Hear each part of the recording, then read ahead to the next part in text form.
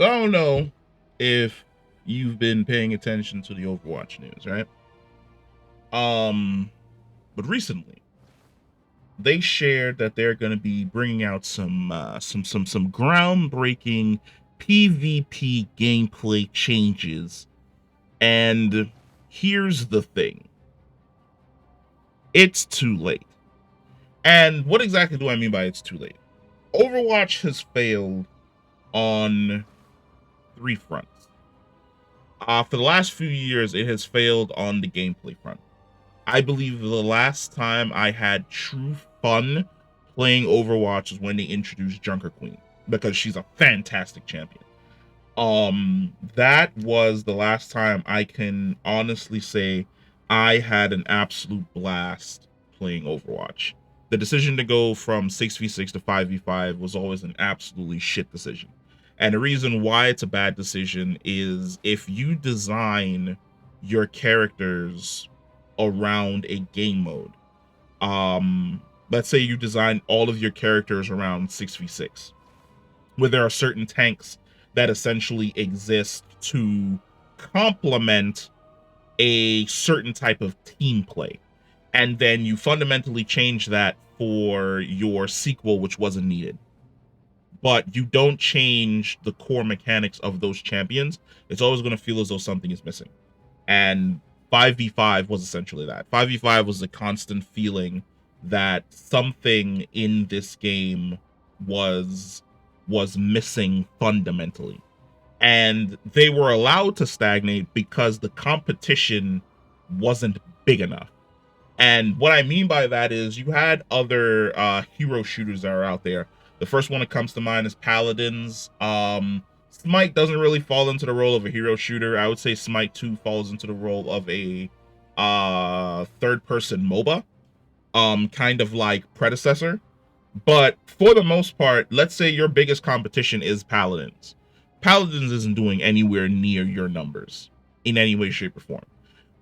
Paladins is its own small niche community off to the side. The people who play Paladins absolutely fucking love it. The people who don't play Paladins look at the people who play Paladins and it's like, how do you enjoy this shit? With Marvel Rivals coming out, Marvel Rivals basically cracked that facade.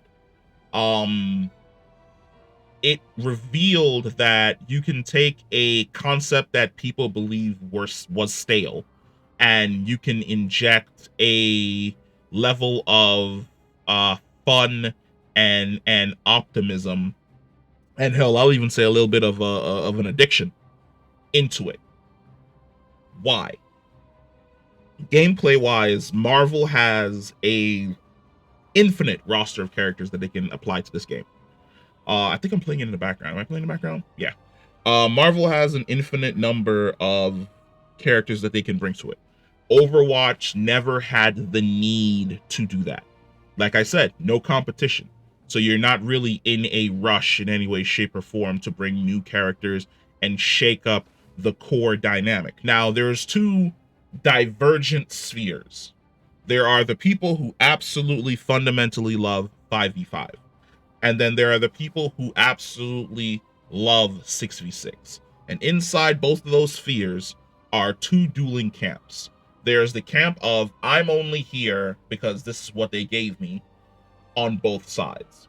And then there's the other camp, which is I prefer this mode and I don't like playing whatever that other mode is.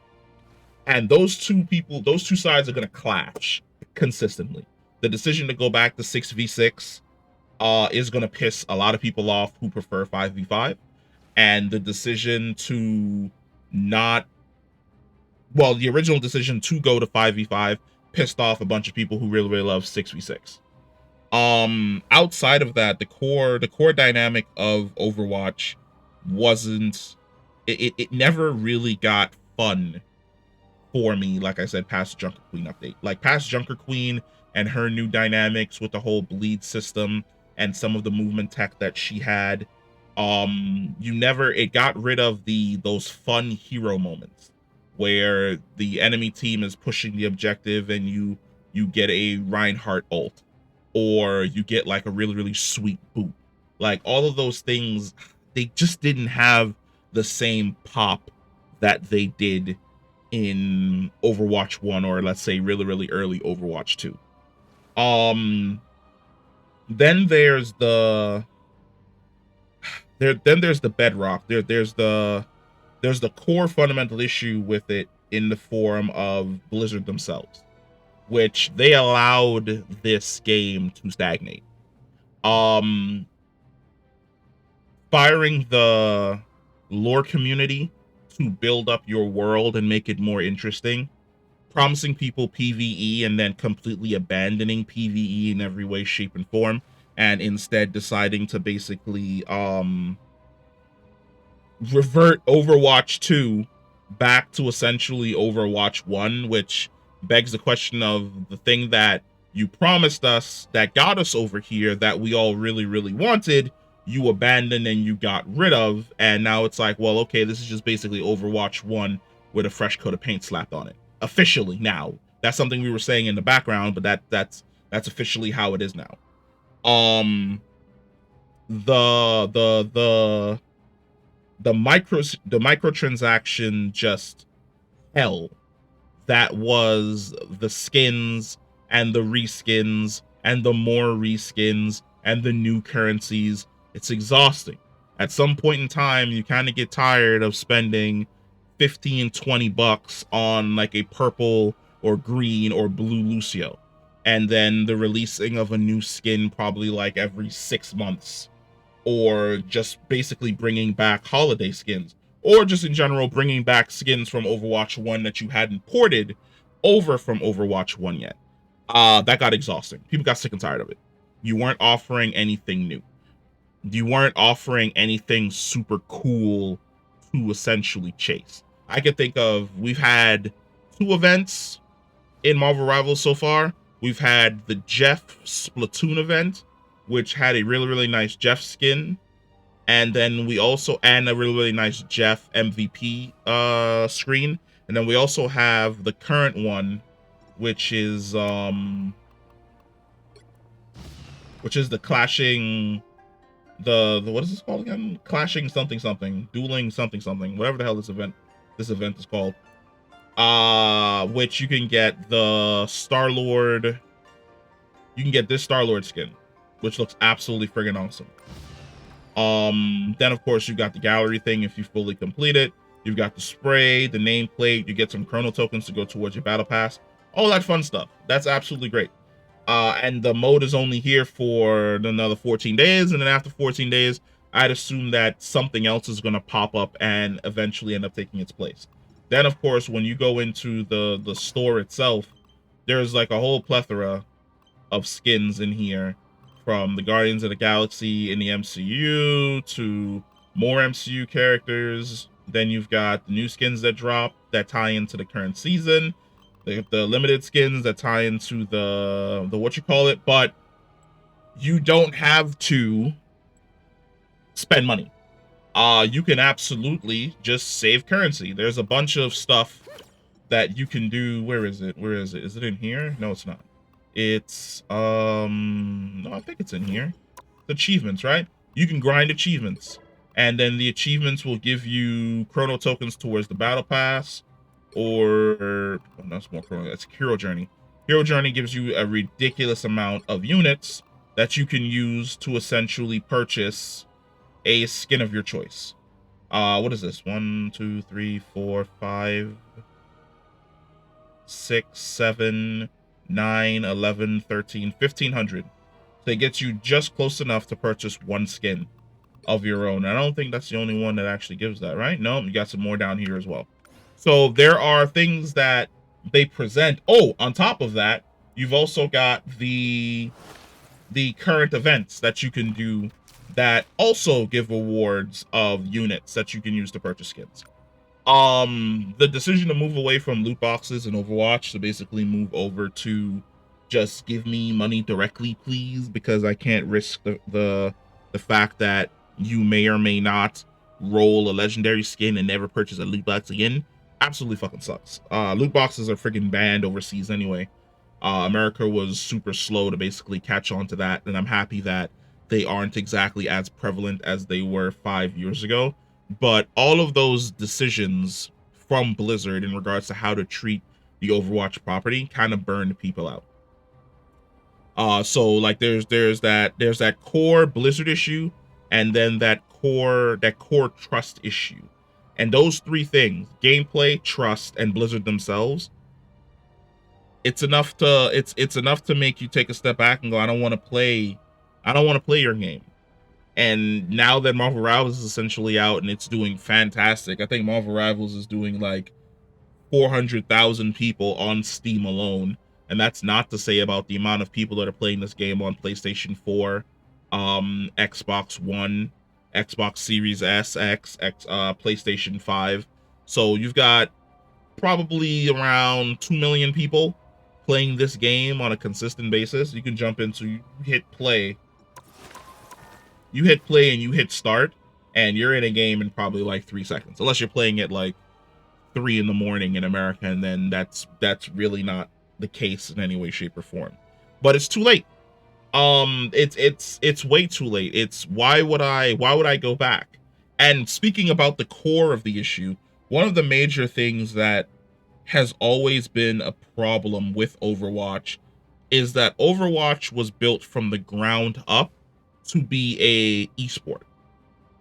It was never built with the intention of the player having fun.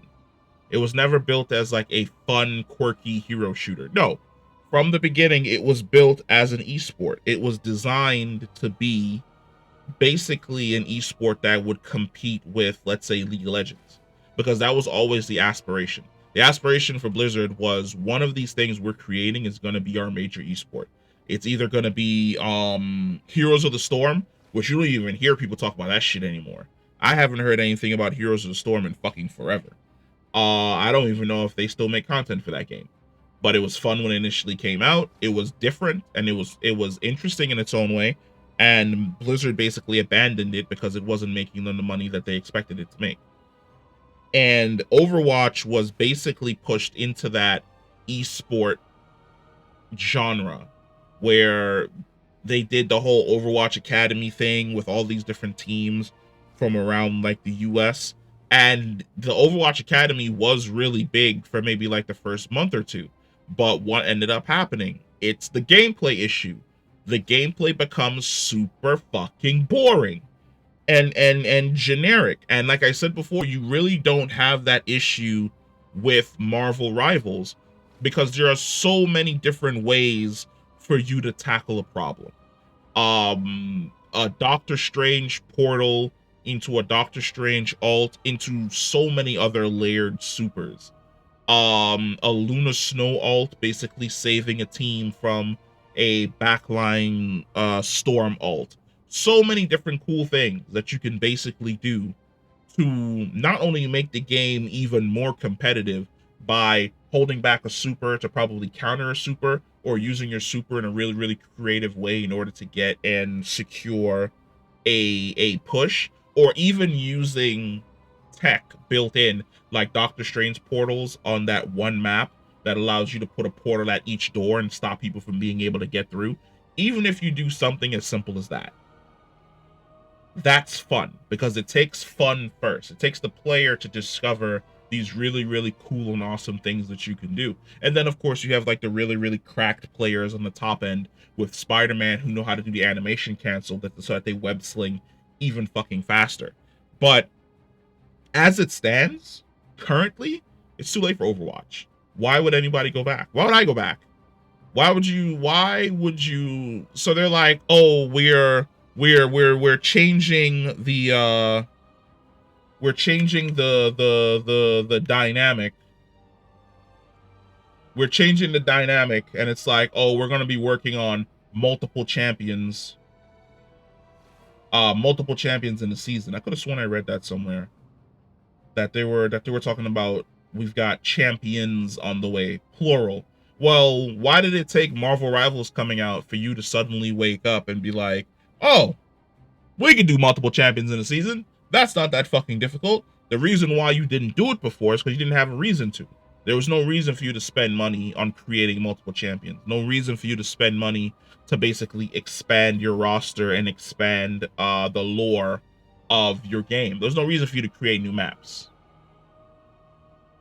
There's no reason, like, at all, for you to do any of that.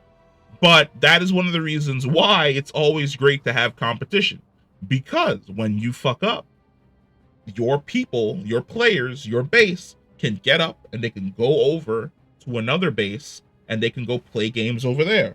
And then you're like, fuck, we got to innovate. We got to do something new. We got to find some way in order to bring these people back. And then you think of new systems and you think of new tech that you can implement into your game.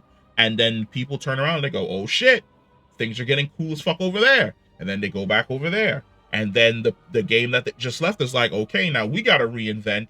We gotta come up with something new that people are really, really gonna fucking enjoy. And then they innovate. And then you bounce it off of each other. And both of your games are able to get to this state where you have your dedicated audiences. Blizzard doesn't have that anymore. They drove all their dedicated audiences away. And I don't see them coming back to sit down and play Overwatch 2 again. It's too much. It's too far gone. Any of the major changes that you think you're gonna make, the 400,000 or shit, 400,000 on Steam, but the 2 million possible people that are playing Marvel Rivals, they're not gonna turn around and go back to Overwatch. I'm sorry. That would require you to completely overhaul Overwatch from the ground up into something that it was never designed to be in any way, shape, or form. And also actually put love and care into your game that makes the audience go, oh shit, like they're really trying to make us have fun and win us over. Blizzard doesn't have it in them. I'm sorry, they don't have it in them. Whatever kind of changes that they're going to talk about, I'll tell you exactly what they are. They're probably going to make 6v6 permanent and bring it back, and they're gonna scuttle 5v5, and then they're just gonna introduce champions probably like every 4 months. And once again, I ask, if we were always able to create champions every 3 or 4 months, why did we not have that before?